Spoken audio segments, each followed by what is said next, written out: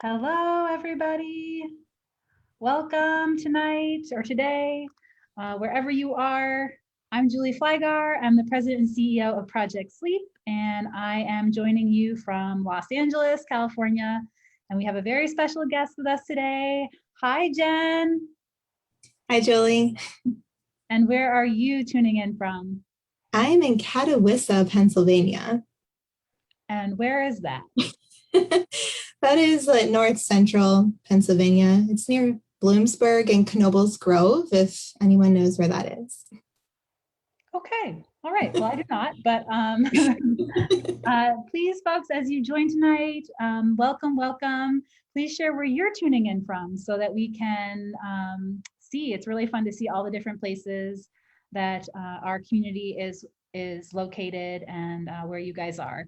Jen and I Jen won't be able to see during the broadcast, but afterwards, it's always really fun for her or for our speakers to go back and see, where people had tuned in from. And before Jen gets started, I'll just give a few Project Sleep announcements. Let's see. So recently we gave out 31 scholarships to students with narcolepsy and idiopathic hypersomnia across the United States. And I hope you guys enjoyed reading about them. Another amazing group of recipients. We had one from Pennsylvania.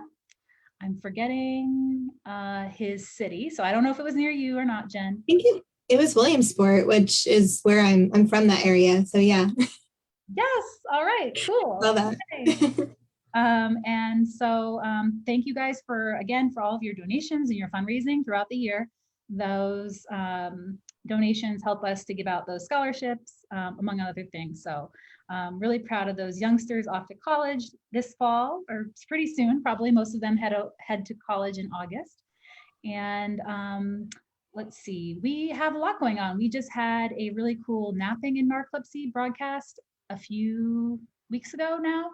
And we will be having our next Narcolepsy Nerd Alert broadcast at the end of July on navigating school with narcolepsy. So we're really excited about that broadcast that same week.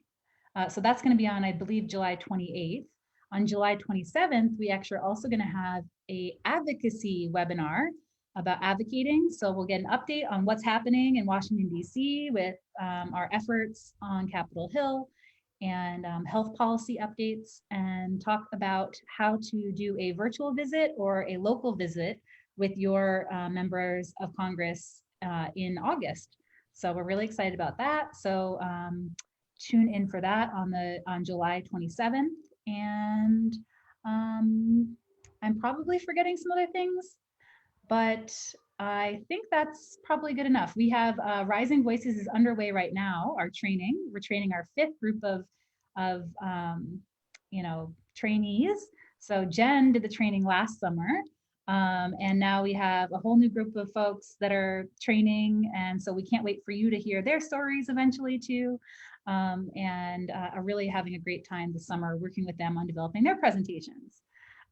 So before Jen gets started, just a reminder that the comments in the video, please comment in anytime Jen says something that resonates with you. Please share the video to your Facebook page. All of that engagement really helps elevate the video and helps Facebook know that people are enjoying the content and helps us raise more awareness. And remember, of course, that the comments stay with the video. So anything that you say there, you would want to say publicly, basically, it'll stay with the video. Of course, remember that we just do these for educational and awareness purposes. We are not doctors ourselves. So if anything about Jen's story gives you questions about your own medical situation, please bring those questions to a sleep specialist. So I think with that, Jen, I am going to go ahead and introduce you if you want to pull up your slides. Okay, so Jenn Brown is let's see. I just lost her. Okay, here it is. Jenn Brown is an administrative professional and avid reader from central Pennsylvania. She was diagnosed with narcolepsy with cataplexy at the age of 34 and is now a trained speaker with Project Sleep's Rising Voices of Narcolepsy program. In her presentation, Jenn shares her long journey and hopes to spread awareness about this commonly misdiagnosed disorder. So I'm very pleased and grateful to introduce you to Jenn. Thank you, Julie. Thank you, everyone, for joining us tonight. I was born and grew up in North Central Pennsylvania, and I actually lived in what was considered a village called Huntersville. It was in the country, and I lived with my mom and my dad and my brother, Michael, who is 2 years younger than I am. And I took dance lessons for 7 years. I did tap, jazz, and ballet. I loved to read, and I would play with my friends, at each other's houses. We'd take turns of where we played. We'd play until dinner time, and then we'd go back out and play until dark. When I was 8, my parents got divorced. My brother and I stayed with my mom, and we would go visit my dad. He didn't live too far away. And then when I was 12, my mom and stepdad and my brother and I moved to a small town called Jersey Shore, Pennsylvania, not New Jersey. It's a lot different. And that was about 40 minutes away or so. And when I was 13, my oldest younger sister, Rachel, was born. And then when I was 19, my baby sister, Heather, was born. In Jersey Shore, I was involved in different clubs and organizations at the school. I played soccer. I hated to run for soccer, but I loved the sport, and I got to hang out with my friends. So it was fun for me. And I loved biology and Spanish classes in high school. After graduation, I went to Lycoming College. It's about 20 minutes away from Jersey Shore. And I studied Spanish and psychology. I was involved in various organizations on campus. I studied abroad in Spain for a semester, which was amazing. And I volunteered with a couple of organizations in the community, and I also worked. I graduated with my Bachelor's of Arts in Spanish and Psychology. After graduation, I stayed in the area for a few years and worked a couple of different jobs. I moved to Philadelphia when I was 24 for about a year, and then I moved back, and I've pretty much stayed in the area since then. Oh. I want to explain the pictures. The picture on the left is my first dance recital costume, and I was a duck. And I don't know if I remember this or if it's from the VHS tape that we have the recording of, but I know one of the moves and the lines of the song, we had to say, shake the feathers on my back and then flop our wings and bounce our knees and say quack, quack, quack really loud.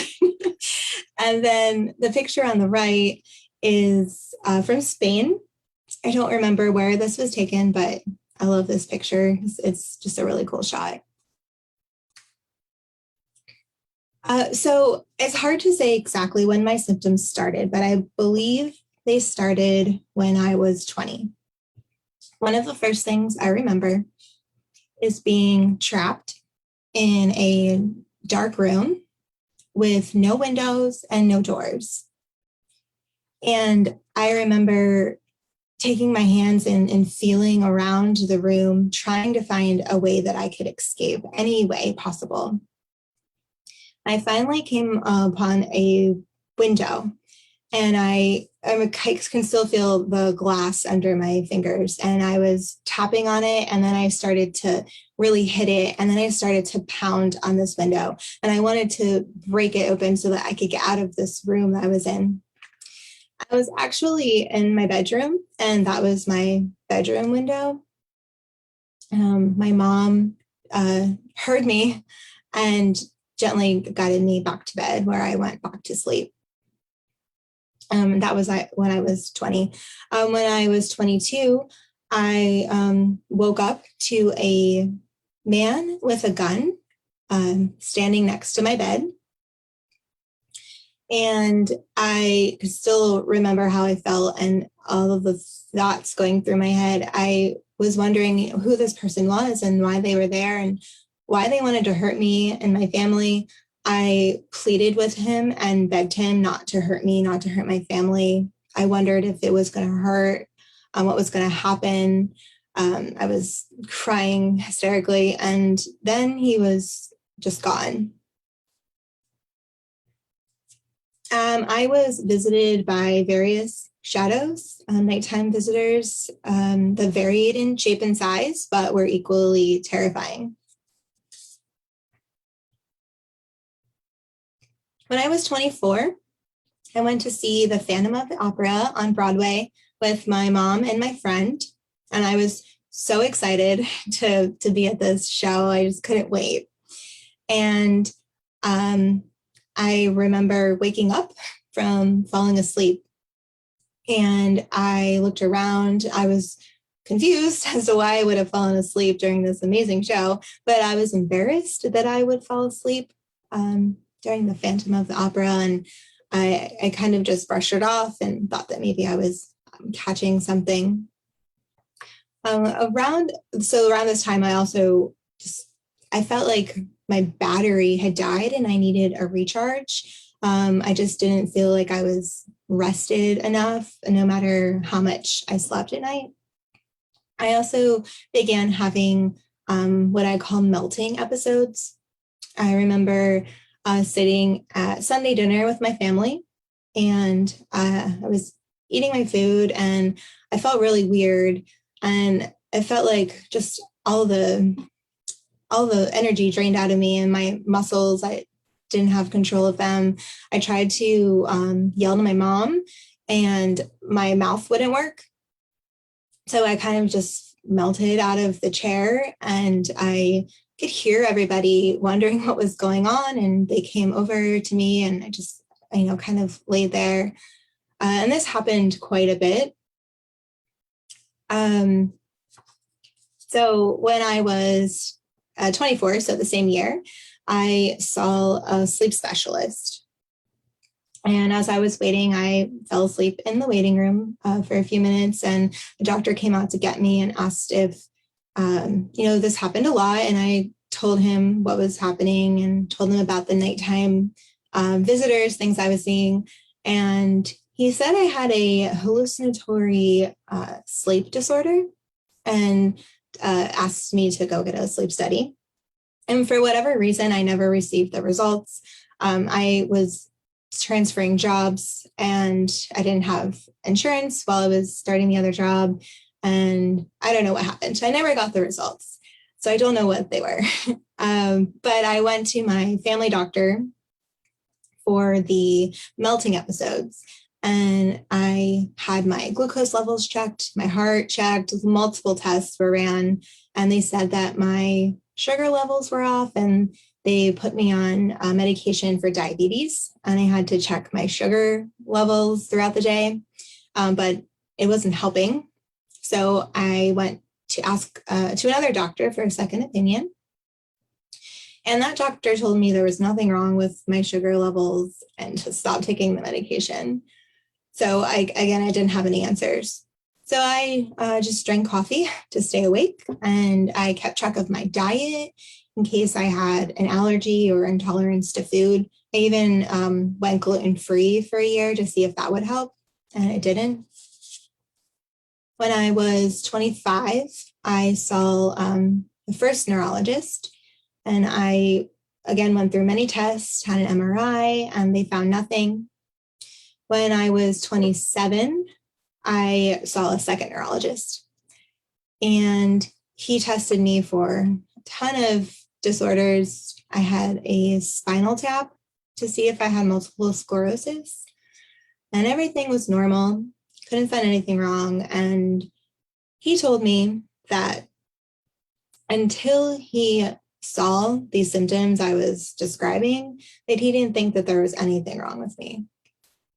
And I felt really defeated and angry and just really frustrated that this doctor didn't think there was anything wrong with me, as if I was making these things up. So the frightening shadows and acting out my dreams, sleepiness, and the melting episodes continued with no answers.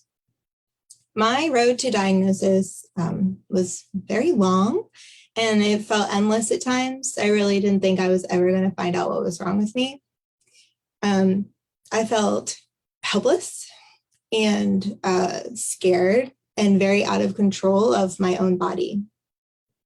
And I know that as scared as I was, I know my family was feeling the same way.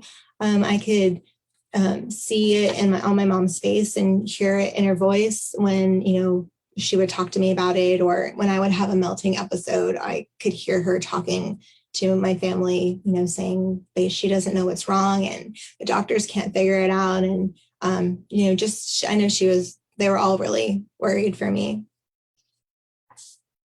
One of my best friends is a neurologist, and when I was going through all of the symptoms early on, she was a medical student, and she had been there with me when I had the melting episodes, but she didn't know about my nighttime symptoms because I didn't think that they were connected.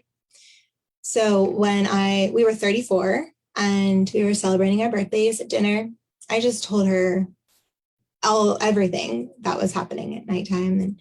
And she got this look on her face and said, "I think that you might have narcolepsy with cataplexy." And I just looked at her like, "What are you talking about?" And she said that she had learned about it in medical school, but had never seen anyone with it, but it sounded like what I was describing. So she emailed her colleague who specializes in narcolepsy. And later that week, I had an appointment to go see her. And I met with her and told her everything. And, she was pretty sure that was what it was. I had to do a sleep study to make sure. And I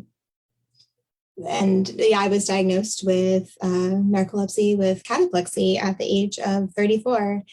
And I was very relieved, to say the least, to actually have a name to what was happening to me, but also really scared because now that I knew what it was, I didn't know what it was. I had never really heard of this before. So it was, brought on this whole other new fear. So I had a sleep study done, and this picture is from my second sleep study, these pictures. So I went into this building, and you go in and there's a bunch of rooms. They look like hotel rooms, and they hook you up to all of these sensors. I mean, they're on, as you can see, my face, chest, arms, legs. There's 2 belts they put around you, and then they connect them all to wires that go to the box in the picture on the right. And then you can't really see, but in your hair, they take and attach a bunch of sensors and wires into your scalp, and they use this really thick, like putty that is really hard to get out the next day. So I had to wear this all night long and all the next day, which I'll talk more about the sleep study in a bit. So as I said, I was relieved and scared, but also surprised that I had narcolepsy because I had only ever seen narcolepsy in movies and on TV, and I couldn't relate to that. Like, that didn't look like what I was experiencing. But as it turns out, narcolepsy is a chronic neurological disorder that impairs the brain's ability to regulate the sleep-wake cycle.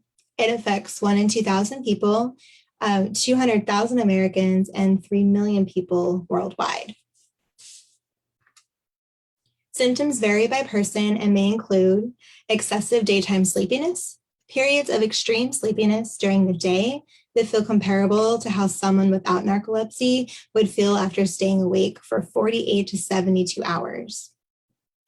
So when I fell asleep in the middle of the Phantom of the Opera or in the waiting room, you're just not feeling rested, those are examples of that. Cataplexy is striking, sudden episodes of muscle weakness, usually triggered by strong emotions such as laughter, exhilaration, surprise, or anger. The severity may vary from a slackening of the jaw or buckling of the knees to falling down.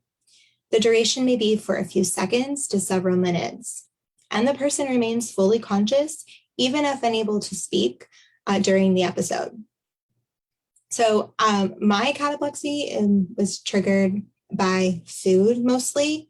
But so when I would have the melting episodes with my meals, that's cataplexy. And I do experience it with emotions, particularly with if I'm scared or startled, upset, even with laughter. And if I'm excited about something, like I went to a concert and was cheering at the end and got really excited, and I had a cataplexy hit me. So it's not just with food for me. Hypnagogic and hypnopompic hallucinations are visual, auditory, or tactile hallucinations upon falling asleep or waking up, and these can be frightening and confusing. Sleep paralysis is the inability to move for a few seconds or minutes upon falling asleep or waking up. It is often accompanied by hypnagogic and hypnopompic hallucinations. It is important to know that people without narcolepsy can experience these hallucinations and sleep paralysis. In fact, about a third of people experience these at some point in their life, usually due to periods of high stress or poor sleep. For people with narcolepsy, though, these are much more frequent and consistent over time. So if you remember the man in the room in my room with a gun, that was an example of a hypnagogic hallucination. I also had a especially vivid and terrifying example of sleep paralysis and a hypnagogic hallucination when I was 34. I was living with a roommate, and she was gone for the night, and I woke up to the sound of somebody opening our front door and walking into our apartment.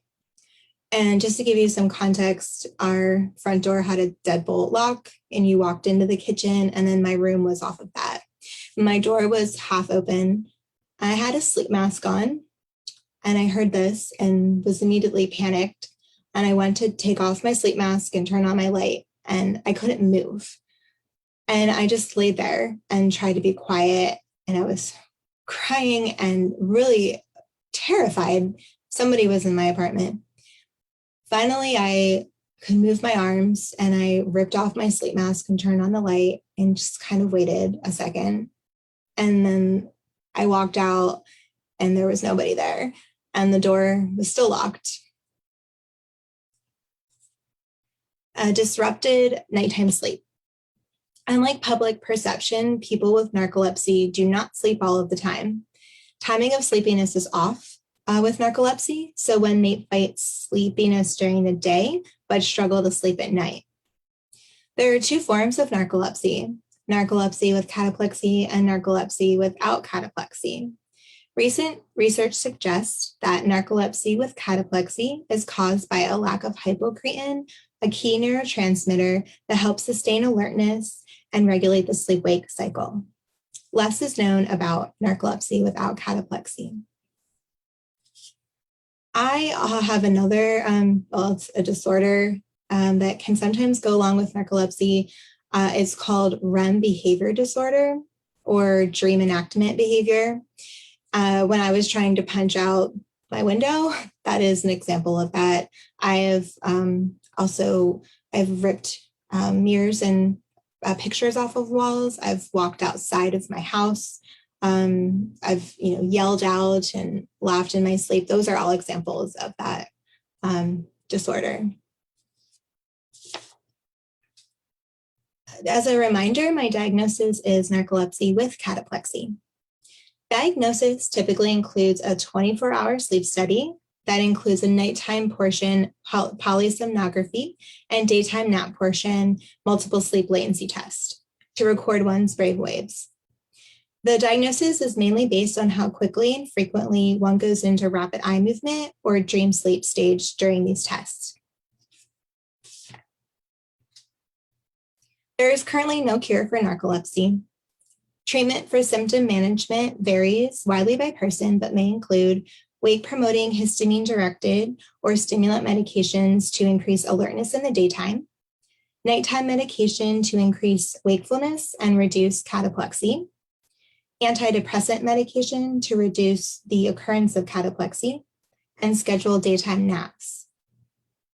Coping strategies vary widely by person, but may include social support, such as meetup groups or social media, improvement in general health and wellness through sleep hygiene, diet, and fitness.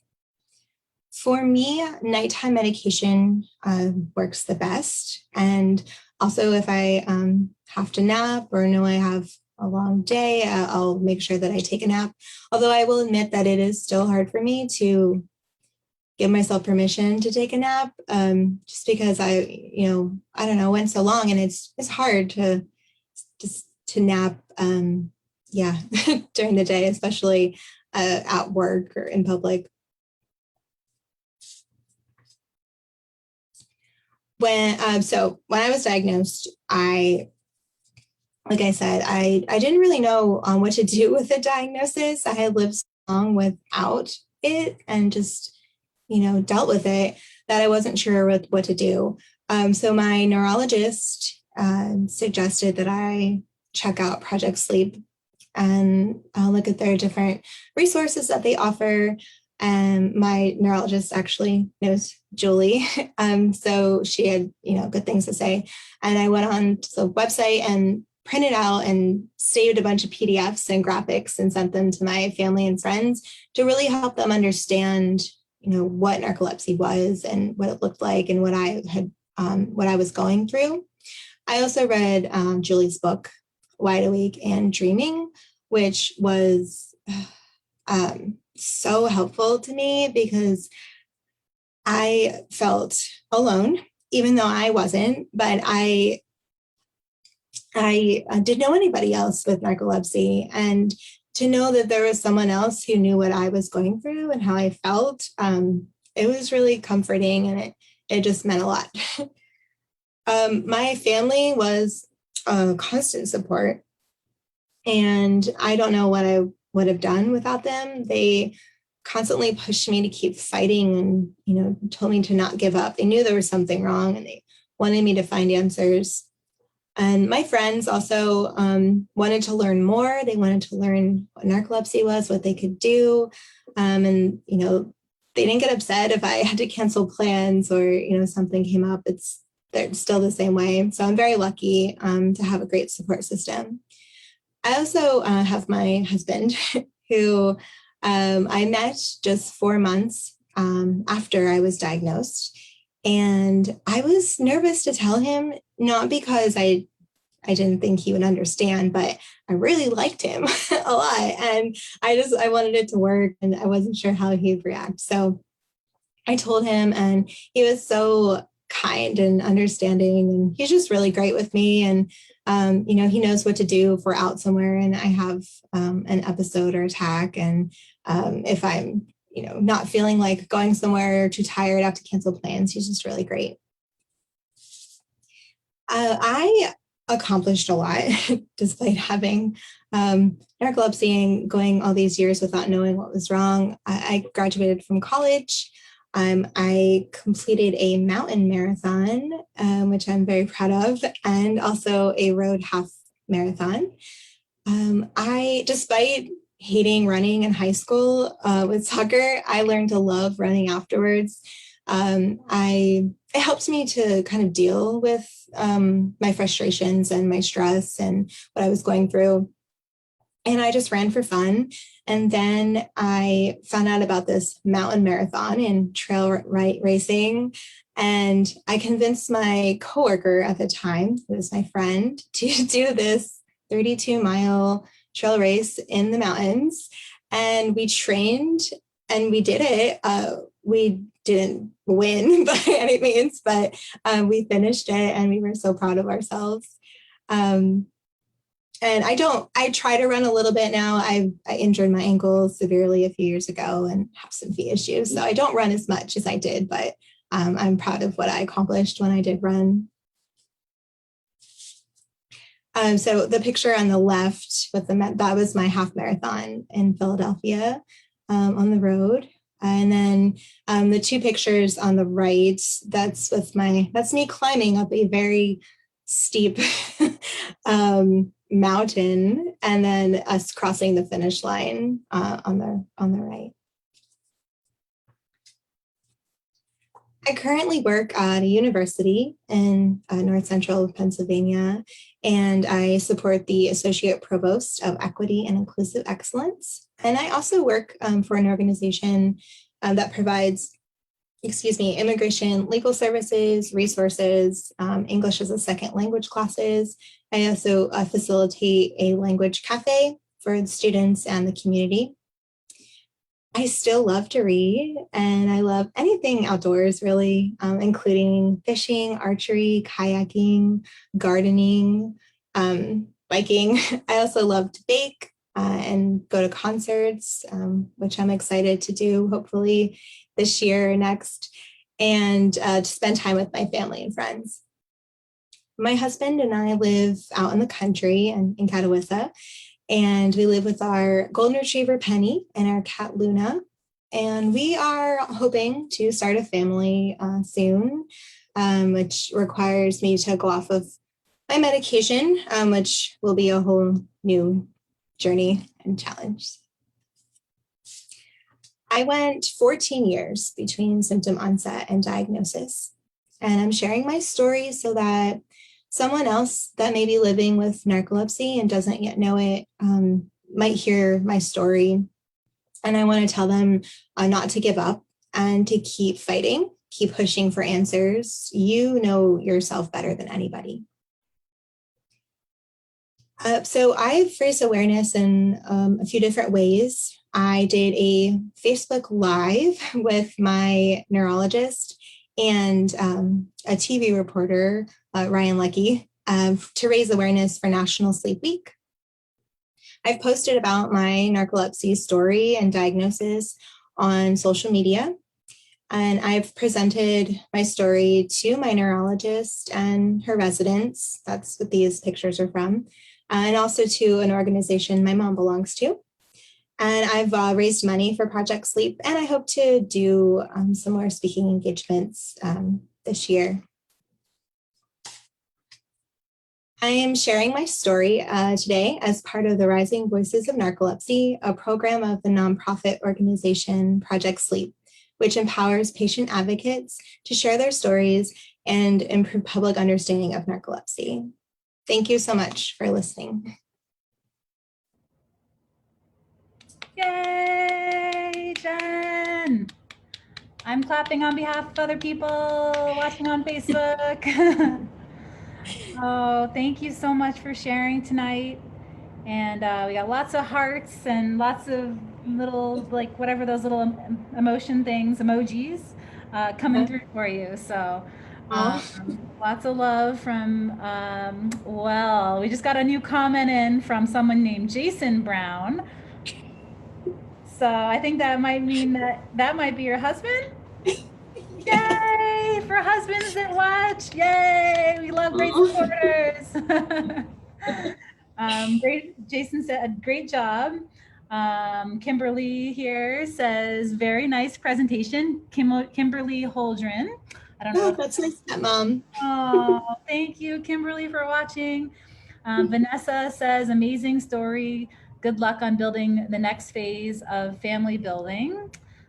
For sure. Yeah. So we got lots of great comments coming in. If you guys have any questions for Jen, please send those over. I have a few of my own to start. So it was 14 years pre-diagnosis. And then how many years since your diagnosis now has it been? It'll be 3 in August. Wow. Okay. And so, um, do you feel like as a reader, do you feel like reading has changed, or do you still love reading just as much as you always did? Because as someone that wrote a book about narcolepsy, it's always funny. I think people say like, I haven't read a book in years, or, and you know, that can be sometimes what can be challenging for people. So have you ever found reading hard, or always has that been something that's been okay throughout? It depends on the book, I think. I mean, some books, I just devour them. It just how tired I am, I'll just go right through. I just finished a series that I just devoured. But yeah, I mean, it can be challenging, but it hasn't discouraged me from reading because it's something that has helped me through my journey to help take my mind off of things and to kind of take me away from reality in a sense. Mm-hmm. Do you have any favorite genre or? Mostly like drama. I like true crime books and um yeah, I'm trying to think of I'm looking at my bookshelf right now. It's kind of a variety of genres, yeah. That's cool. And then for, let's see, okay. So you got married somewhat recently, right? A few months ago? June 5th, yeah. Oh my goodness. So a month ago, a little bit over a month Yeah, ago. yeah. And how did that go as far as, you know, narcolepsy? Did you feel like you had to schedule time for symptoms or anything, or were you concerned about that at all? I told my photographer about it just in case, during pictures, had to take a break or anything. But we had some downtime throughout the day. So our wedding didn't start until 4 o'clock. So I had people helping us and doing things. So I kind of had some downtime and I took advantage of that and just sat and kind of relaxed and try not to stress and worry because that can make things worse. So yeah, it went really well. I mean, I was very tired by the end of the night, but yeah, everything worked out. Yeah, I feel like that takes all the spoons. We talk about the spoon theory. A wedding is a lot of spoons, I can imagine. Yeah. And then as far as starting a family, you know, how do you feel about that? Have you been able to talk to your doctor yet, or? Yeah. I'm excited, first of all, but it's also really scary because I don't know what's going to happen or what my symptoms are going to look like. But I have met with my doctor and she printed out some literature for me to read and kind of helped me understand, what was going to happen, what the risks are, the chances of my symptoms going away or getting worse, and, things that I need to know and to consider. And, once we get closer, my husband and I will sit and kind of come up with a plan.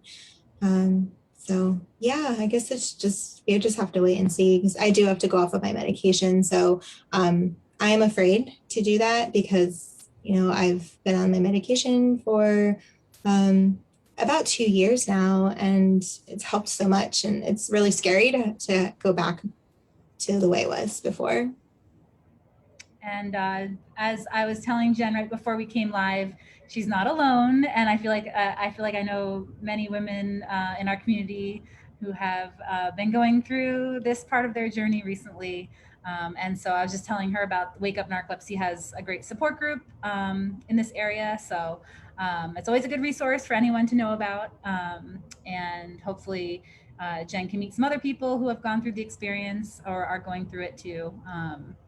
So that you remember that you're not alone in this too. So I'm very proud of you. I think it takes a lot of bravery to be a parent, regardless, but especially with narcolepsy. So I can't wait to, you know, continue to cheer for you in your journey. Thank you, Jillian. Yeah, and you'll make a great mom.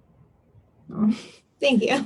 And so for your raising awareness, you know, I'm so glad that you know, it's been such a wonderful honor to get to know you and to be part of this. I know that for your presentation with your neurologist, and I think it was her residence, or I can't remember. Yeah, Yeah. I got to tune in, via some sort of, virtual thing. But I think you were there live, right? And Yeah. so, and this was during the pandemic. So tell us a little bit more about that. Okay. Yeah, so I was there in the hospital giving my presentation with a mask on for the whole time, and it was challenging. I kept like sucking my mask in, and I was sweating because I was nervous, and then the mask, made me hotter, and I just had to keep going and act like everything was good. So You were yeah. very brave. I could hear you just fine, but I could also, I think you might be our only Rising Voices speaker that gave a presentation in a mask. So we got to get her a special badge for that, I think, for your jacket, maybe. Yeah. Yeah. Well, that is dedication right there. So we're hardcore here. Yeah.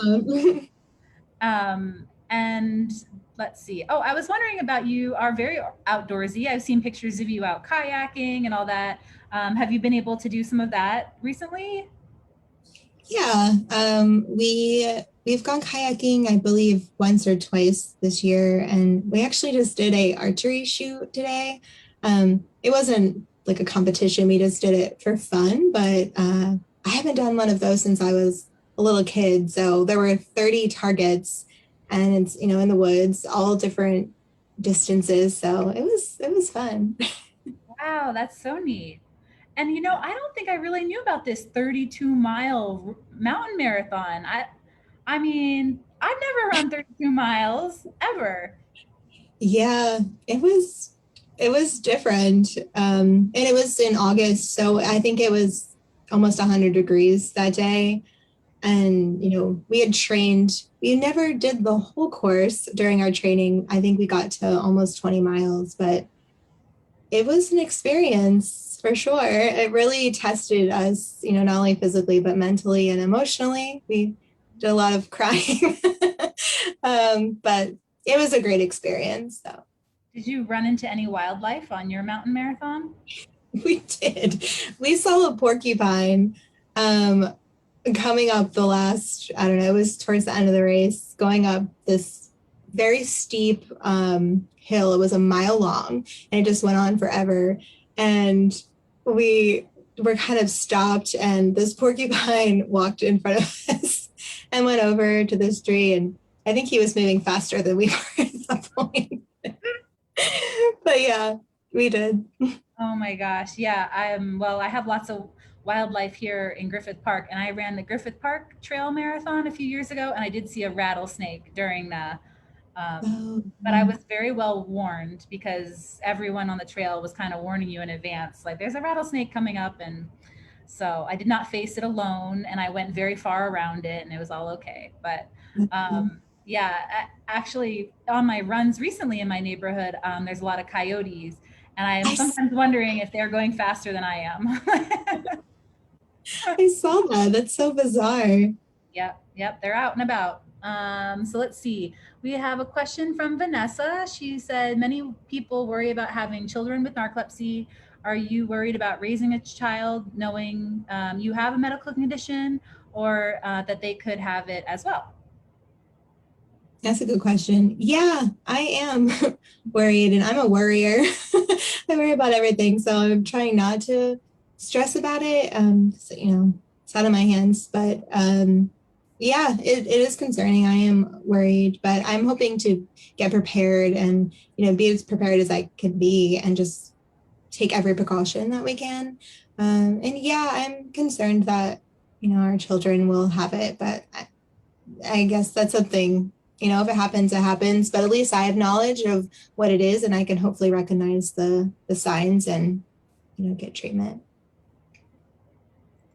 Yes, and you'll make a great parent regardless if they have narcolepsy or not. But yeah, I always think the parents with narcolepsy um, have such great life skills, of empathy and understanding that are invaluable in certain ways. So yeah, that's from a non-parent. So I don't know. Let's see. I don't see any other Yeah, Vanessa says I have a child with narcolepsy, and I know she also does. So no worries, and we have each other. So yeah.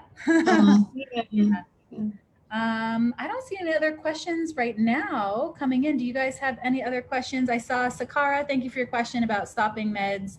I think that you kind of answered that you're going to go ahead and stop your meds in advance of. Yeah. And I know that is an individual decision too. I think people do different things. And so, definitely something to talk to a doctor about. But I don't see any other questions right now. Thank you so much, Jenn, for sharing your story today. You're welcome. Thank you too for just all your support and helping me through this journey and allowing me to share my story. It's such a joy. I love it. I'm sick of hearing my own story, so I like hearing yours. All right, guys. Well, thank you for tuning in. And thank you for supporting our Rising Voices speakers. And we'll hope to see you again in the future in a few weeks. So everyone stay safe and stay well and have a wonderful rest of your July.